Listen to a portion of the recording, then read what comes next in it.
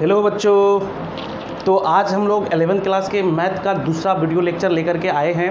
और जैसा कि मैं इंजीनियर रविकांत कुमार आप लोगों के लिए लगातार वीडियो लेकर के आ रहा हूँ, लगातार आप लोगों का क्लास ले रहा हूँ। तो इसी कड़ी में आज हम लोग बात कर रहे हैं किन चीज़ों की, तो समुच्चय की। और यदि आप अभी तक हमारे चैनल को सब्सक्राइब नहीं किया है तो जल्दी से चैनल को सब्सक्राइब कर ले, लाइक और शेयर करना ना भूलें। तो चलिए अब आगे बात करते हैं समुच्चय की। तो सबसे पहली बात, मैंने पिछले क्लास में आपको समुच्चय के बारे में बताया भी था, सेट के बारे में बताया भी था कि सेट क्या होता है। पिछला क्लास जो हमारा था वे बेसिकली इन्हीं चीज़ों पे बेस्ड था कि ये सेट होता क्या है, हम सेट किसे कहेंगे।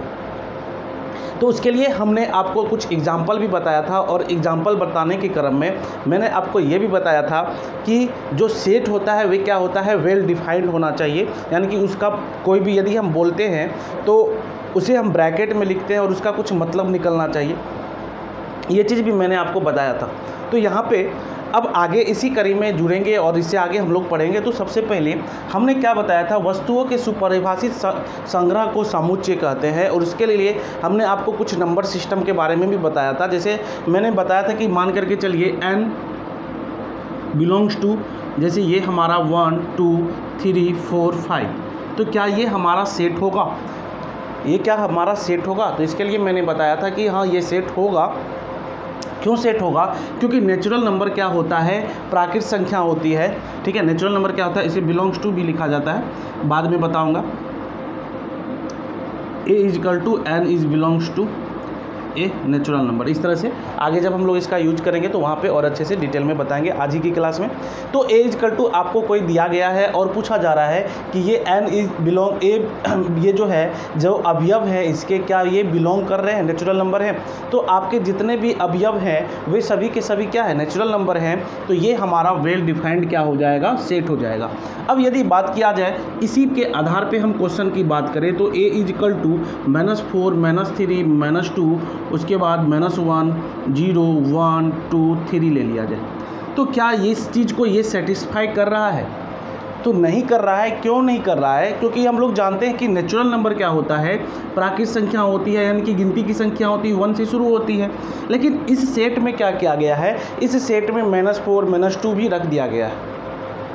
तो जिसके कारण ये जो है इन कंडीशन को सेटिस्फाई नहीं कर पा रहा है, इसीलिए हम इसे जो है नहीं मान करके चलेंगे। ठीक है, तो यही बात कहा जा रहा है, वस्तुओं के सुपरिभाषित संग्रह को क्या कहते हैं, समुच्चय कहते हैं। यानी कि जो आपको दिया जाता है उसका कुछ मतलब निकले, कुछ मीनिंग निकले। अब आगे की बात करते हैं। यहाँ तो मैंने पिछली क्लास में भी आपको बताया था और इस पर बहुत ज़्यादा डिस्कशन भी करा था। अब चलिए बातें करते हैं कि ये अवयव क्या होता है, अवयव किसे कहते हैं। और सारा का सारा मैटर इसमें अवयव पे ही है।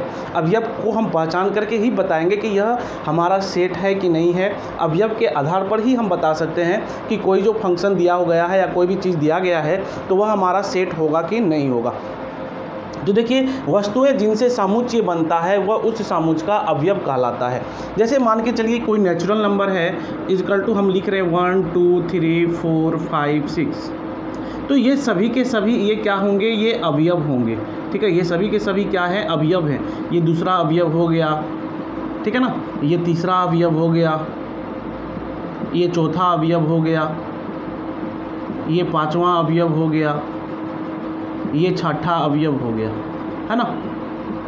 तो जितने भी ब्रैकेट के अंदर में हैं सभी के सभी हमारे क्या हैं, अवयव हैं। तो जो आपकी करली ब्रैकेट के अंदर में होते हैं, इस प्रकार से ब्रैकेट बनाया जाता है। करली ब्रैकेट इसको कहते हैं, मंझला ब्रैकेट भी कहता है बहुत जगह। तो इसके अंदर में जो भी अवयव होंगे उस अवयव को हम क्या कहते हैं, उस अवयव उसके अंदर वाले जो टर्म होते हैं उसे हम क्या कहते हैं, अवयव कहते हैं। तो आपको बोला जाए कि इसमें कौन कौन सा अवयव है, तो 1 है 2 है 3 है 4 है। तो बच्चों आपको समझ में आ गया होगा कि अवयव किसे कहते हैं। जो करली ब्रैकेट के अंदर में जो भी नंबर लिया, जो भी चीज़ें लिखी होंगी उन्हें हम क्या कहते हैं, अवयव कहते हैं। अब चलो बच्चों आगे की बात करते हैं। समुच्चय को प्रायः अंग्रेजी वर्णमाला के बड़े अक्षर ABCD आदि से व्यक्त किया जाता है। जैसे मान के चलो कोई कहा जाए कि A इज बिलोंग्स टू, ठीक है, A इज बिलोंग्स टू, थोड़ा देर में मैं बताऊंगा कि ये बिलोंग्स टू क्या होता है, नॉट बिलोंग्स टू क्या होता है, दोनों चीज़ मैं बताऊंगा। A is belongs to, N is belongs to A, यानी कि ए जो है वे बिलोंग्स कर रहा है, नेचुरल नंबर है, ये सारा बात कह रहा है। तो इसको हम किस प्रकार से लिखेंगे, ए इजकल टू लिखेंगे 1 2 3 4 5, ठीक है, इस प्रकार से। या आपको कहा जाए कि इंटीजर के बारे में मैंने बताया था, इंटीजर बिलोंग्स टू बी, ठीक है, बी इज बिलोंग्स टू, यानी कि जो हमारा आई है वे क्या है, बिलोंग्स कर रहा है यानी कि बी से। तो b इजकल टू हम कह सकते हैं, इंटीजर क्या होता है, माइनस में भी होता है, प्लस में भी होता है, -3 -2 -1 0 1 2 3, ठीक है। तो ये हमारा क्या हो गया, b इजकल टू, ये सारा अवयव हमारा हो गया। इसके मतलब यही निकलते हैं, यानी कि इंटीजर हो गया, नेचुरल नंबर हो गया, और जनरली जो इस टोटल अवयव को जो हम डिनोट करते हैं वे हम ABCD से डिनोट करते हैं। तो ये आपका कंप्लीट हो गया। देखो बच्चों, आज हम लोग कुछ चीज़ें को और नए नए चीज़ों को सीखेंगे और इसके बाद हम लोग एक एक्सरसाइज को कंप्लीट कर सकते हैं। तो वहाँ पे हम लोग एक्सरसाइज को सॉल्व करेंगे। इसके बाद हम लोग कुछ एग्जाम्पल का एक क्लास रखेंगे। उसके बाद एग्जाम्पल कंप्लीट जब हो जाएगा तो उसके बाद हम लोग क्या करेंगे, एक्सरसाइज में चलेंगे और एक एक करके आपका रेगुलरली एक्सरसाइज कंप्लीट किया जाएगा। तो चलिए बने रहिएगा, इसी प्रकार से देखते हैं अब इससे आगे।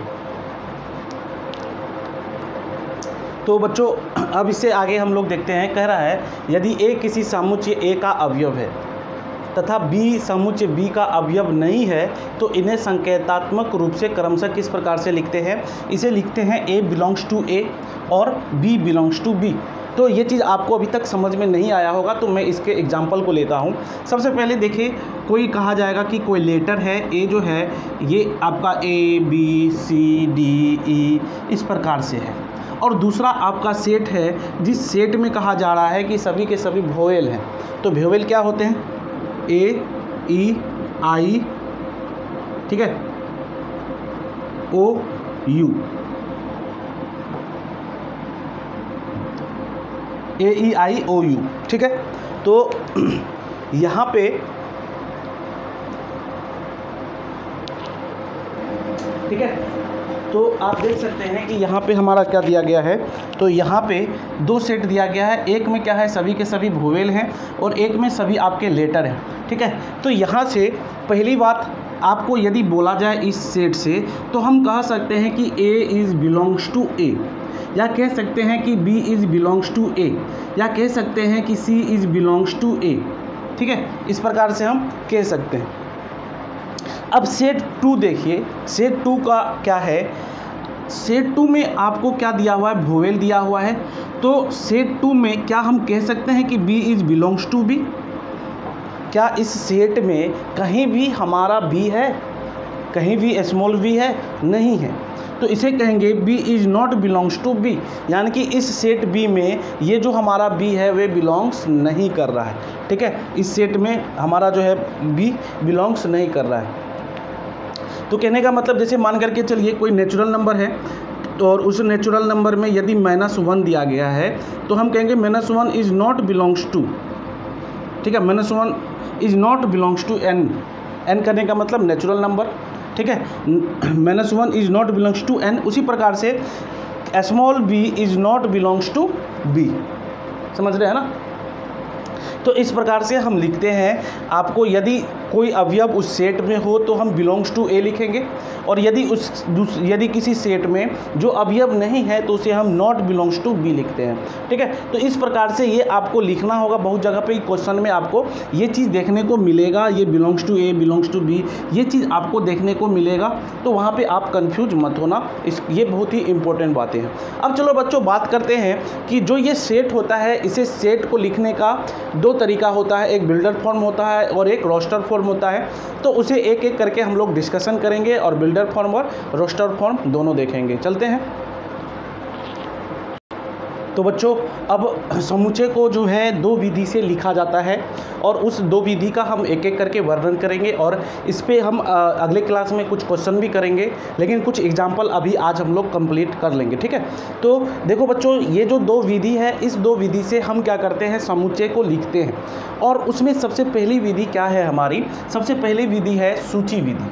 ठीक है। समुच्चय को दो विधि से निरूपित किया जाता है और पहली हमारी है सूची विधि, जिसे हम क्या कहते हैं रोस्टर और ट्यूबुलर मेथड, ठीक है, रोस्टर फॉर्म जिसे कहा जाता है। सेकेंड हमारा है समुच्चय निर्माण विधि, जिसे हम सेट बिल्डर मेथड और प्रॉपर्टी फॉर्म कहते हैं, ठीक है। तो ये दो मेथड को हम लोग पढ़ेंगे बारीकी से। सबसे पहले हम लोग बात करने के लिए जा रहे हैं सूची विधि की। तो सूची विधि में कुछ पॉइंट्स है, उसे हम लोग जो है एक एक करके डिस्कस करेंगे।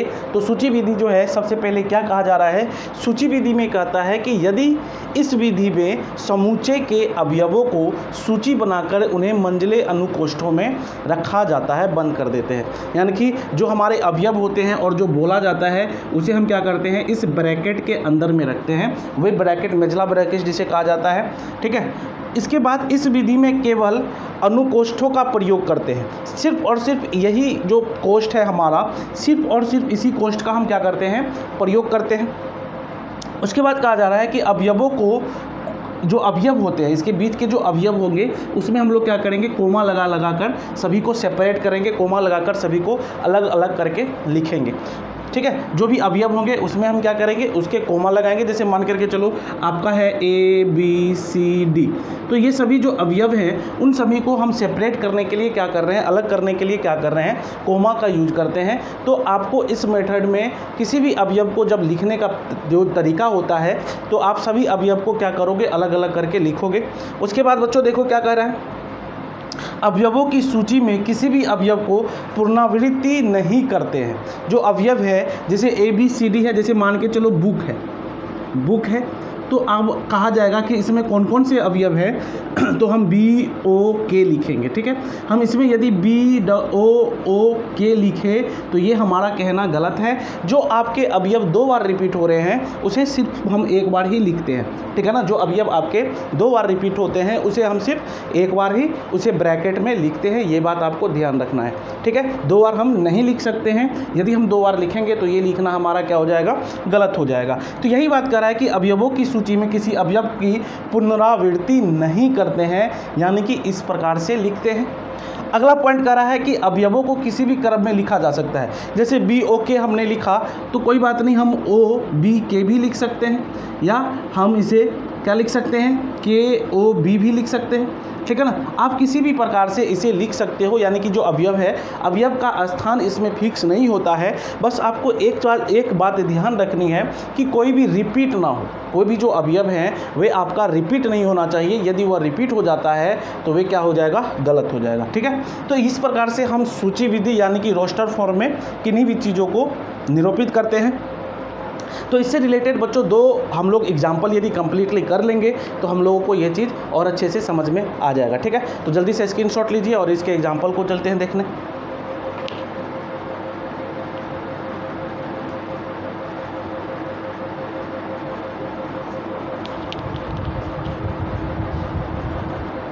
तो अब देखो बच्चों, यहाँ पे मैंने आपको क्या बोला कि जब भी हम इस फॉर्म में लिखते हैं, ठीक है, जब भी हम क्या करते हैं इस फॉर्म में लिखते हैं, यानी कि आपका रोस्टर फॉर्म में जब भी हम लिखते हैं तो हमें क्या करना होता है, ब्रैकेट लगाना होता है। पहली बात मैंने ये बताया। उसके बाद जो है ब्रैकेट के बाद जो है सभी अवयव को ब्रैकेट में कोमा लगा करके अलग करना होता है। दूसरी बात ये बताया। तीसरी बात मैंने ये बताया कि जो भी होता है ब्रैकेट के अंदर में उसे हम क्या कर सकते हैं, उसे दोहरा नहीं सकते, यानी कि किसी भी यदि वन है इसे दो बार नहीं लिख सकते हैं। और ये हमारा मेन 3 पॉइंट है और इसी के आधार पर हम इसको लिख सकते हैं, ठीक है। तो देखो सबसे पहले हम बात करते हैं फूड की। तो फूड में FOOD है, तो इसके कौन कौन, इस लेटर में कौन कौन से अवयव हैं। तो देखो F है, O है, D है। सबसे पहले हम क्या करेंगे, इसे ब्रैकेट लेंगे। इस ब्रैकेट में हम क्या करेंगे, अवयव को लेने की कोशिश करेंगे। तो जो अवयव हमारे हैं कौन कौन है, F है, O है, D है। जो लेटर है F है, O है और D है। तो हम सिर्फ FOD लिखेंगे, यानी कि F लिखेंगे, O लिखेंगे, D लिखेंगे, ठीक है। डबल O नहीं लिखेंगे, ये बात हमेशा याद रखना। उसके बाद सेकेंड बात ये भी कहा गया था कि ये जो है कोई इसका कम सीरीज नहीं होता है कि हमें इसी प्रकार से लिखना है, ठीक है। कोई भी हमारा ये सीरीज नहीं होता ODF, इस प्रकार से हम लिख सकते हैं, ठीक है ना। तो इसमें कोई भी इसका कोई सीरीज़ नहीं होता है, कोई तरीका नहीं होता है, आप इस तरह से भी लिख सकते हो, इस तरह से भी लिख सकते हो, ठीक है। अब चलिए इसमें अंग्रेजी वर्णमाला में इससे रिलेटेड क्वेश्चन करते हैं। आपको क्वेश्चन में दिया रहेगा कि अंग्रेजी वर्णमाला के स्वरों का समुच्चय लिखने के लिए, तो देखो किस तरह से लिखेंगे। ए इजिकल टू, सबसे पहले हम क्या करेंगे, ब्रैकेट लगाएंगे, और इस ब्रैकेट के अंदर में हमारा कौन कौन होगा, तो अंग्रेजी वर्णमाला में स्वर कौन कौन होते हैं, ए होते हैं, ई होते हैं, आई होते हैं और ओ होते हैं, और कौन होते हैं, ए ई आई ओ, और यू कौन होते हैं, यू होते हैं, ठीक है, और हमारे यू होते हैं, यू को लिखेंगे। तो इस तरीके से जो अवयव आते हैं उसके अंदर में लिखेंगे। अब देखो यहाँ पे करा है 10 से छोटी प्राकृत संख्याओं का समुच्चय, तो 10 से छोटी प्राकृत संख्याओं का समुच्चय मान के चलो, तो कौन कौन होते हैं, 1 2 3 4 5 6 7 8 9, ठीक है। तो इस प्रकार से हमें क्या करना है, हमें जो है लिखना है, ये हमारा जो लिखने का तरीका है ये है आपका रोस्टर फॉर्म। कौन सा फॉर्म है ये हमारा है रोस्टर फॉर्म। तो रोस्टर फॉर्म में हम बच्चों इस प्रकार से लिखते हैं। अब आगे की बात करते हैं, हमारा जो लिखने का दूसरा तरीका है, अब उसके बारे में हम लोग थोड़ा बहुत डिस्कशन करेंगे। और आज का जो मेन क्लास है ये आपका यहाँ तक ही है, और उसके बाद अगला क्लास जो होगा वो एग्जाम्पल बेस्ड क्लास होगा, यानी कि उसमें सभी एग्जाम्पल को बताया जाएगा कि किस प्रकार से हम किसी भी अवयव को लिखते हैं, ठीक है। उससे रिलेटेड 7-8 क्वेश्चन कराया जाएगा, और उसके अगले क्लास में एक्सरसाइज कंप्लीट कराया जाएगा। तो बच्चों चलो देखते हैं अब इसके रिलेटेड अब दूसरा जो लिखने का तरीका है उसे। तो अब बात करते हैं समुच्चय निर्माण विधि की, सेट बिल्डर फॉर्म की।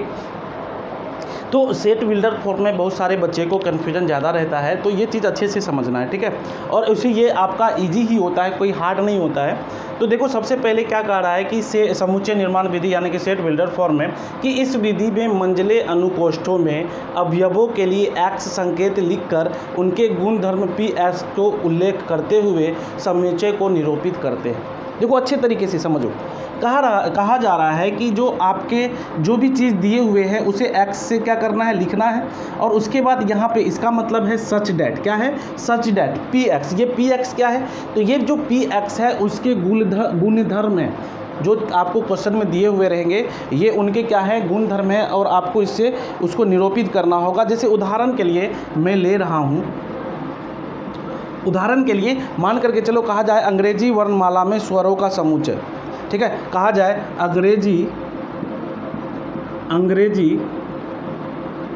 वर्णमाला में, ठीक है, अंग्रेजी वर्णमाला में स्वरों का समुच्चय, स्वरों का समुच्चय, अंग्रेजी वर्णमाला में स्वरों का समुच्चय। तो अंग्रेजी वर्णमाला में स्वरों का समुच्चय क्या होगा, तो यहाँ पे हम किस प्रकार से लिखेंगे, तो सबसे पहले क्या कहा गया है कि हम एक्स लिखेंगे, तो एक्स लिखेंगे, उसके बाद या तो आप ये दो या तो ये दो, ठीक है। तो यहाँ पे हम सच डैट देंगे, एक्स इज सच डैट, क्या कहेंगे, एक्स सच डैट। उसके बाद क्या कर रहा है कि अंग्रेजी वर्णमाला में स्वरों का समुच्चय, अंग्रेजी वर्णमाला में स्वरों का समुच्चय, तो अंग्रेजी वर्णमाला में स्वरों का समुच्चय। तो ये जो यहाँ पे हमें लिखना है, यहाँ पे प्रॉपर्टी लिखना है, गुणधर्म लिखना है। तो क्या गुणधर्म है, इसका गुणधर्म क्या है, इसका गुणधर्म है कि स्वरों का समुच्चय लिखना है, यानी कि अंग्रेजी वर्णमाला का, तो हम कहेंगे एक्स, ठीक है, क्या लिख देंगे, एक्स अंग्रेजी वर्णमाला का, एक्स अंग्रेजी वर्णमाला का स्वर है, अंग्रेजी वर्णमाला का क्या है, स्वर है, ठीक है। ये हमारा हो गया। अब यदि कहे 10 से छोटी प्राकृत संख्याओं का समुच्चय, ठीक है, उदाहरण में बोला जाए आपको कि 10 से छोटी प्राकृत संख्याओं का समुच्चय, 10 से छोटी प्राकृत संख्याओं का समुच्चय, क्या बोला जा रहा है, 10 से छोटी प्राकृत संख्याओं का समुच्चय। तो 10 से छोटी प्राकृत संख्याओं का समुच्चय, तो सबसे पहले बच्चों हम क्या करेंगे, इस x को लिखेंगे, और उसके बाद हम क्या देंगे, इस तरह से बिंदा देंगे, फिर हम क्या करें, अब फिर हमें x ही लिखना है, ये बात याद रखना है, अब हमें x ही लिखना है। तो x लिखना है, अब उसके प्रॉपर्टी को लिखना है। प्रॉपर्टी किस प्रकार से लिखेंगे ये चीज़ आपको आना चाहिए। कह रहा है 10 से छोटी प्राकृत संख्याओं का समुच्चय। तो x हमारा क्या होगा, वे जो अवयव हमारे होंगे वे क्या होंगे, अवयव सभी के सभी बिलोंग्स करेंगे नेचुरल नंबर यानी कि n से। x is belongs to n यानी कि x सभी हमारे क्या होंगे, नेचुरल नंबर होंगे, तो इसीलिए x हमारा क्या होगा, बिलोंग्स टू n यानी कि नेचुरल नंबर। और क्या कर रहा है, 10 से छोटी प्राकृत संख्या, तो प्राकृत संख्या के लिए तो हमने लिख लिया। अब कर रहा है कि 10 से छोटी, तो 10 से छोटी यानी कि x जो है ये हमारा 10 से छोटी होगा। ठीक है, इस तरह से आपको लिखना है, x जो है 10 से क्या हो जाएगा, छोटी होगा। तो इस प्रकार से प्रॉपर्टी को पढ़ करके हम इसे लिख सकते हैं। ठीक है, तो इस प्रकार ये हमारा समुच्चय निर्माण विधि है। समुच्चय निर्माण विधि में हम बच्चों इस प्रकार से लिखते हैं, सबसे पहले x देते हैं, उसके बाद जो क्वेश्चन में उसकी जो प्रॉपर्टी होती है उस प्रॉपर्टी को लिखते हैं। जब आप बार बार प्रैक्टिस करोगे तो आपको ये चैप्टर आसानी से सॉल्व हो जाएगा। ठीक है, इसके लिए टेंशन की बात नहीं है। हो सकता है अभी समझ में नहीं आ रहा हो, लेकिन जब आप क्वेश्चन करोगे तो आपको अच्छे से, इतना अच्छे से समझ में आ जाएगा कि कहीं भी दिक्कत नहीं होगा। तो चलिए आगे देखते हैं। तो इस प्रकार से आपका ये कंप्लीट होता है आज का क्लास। ठीक है, और अगले क्लास में हम लोग इससे रिलेटेड कुछ क्वेश्चन को करेंगे, कुछ एग्जाम्पल को करेंगे, और उसके बाद हम लोग एक चैप्टर जो है एक्सरसाइज, आपका पहला चैप्टर, आपके क्लास का पहला चैप्टर एक्सरसाइज 1.1 को कंप्लीट करेंगे। तब तक के लिए चलते हैं, गुड बाय। तब तक आप जो है अपने दोस्तों के बीच इस चैनल को ज़रूर जो है ज़्यादा से ज़्यादा शेयर करें। चलता हूँ, थैंक यू।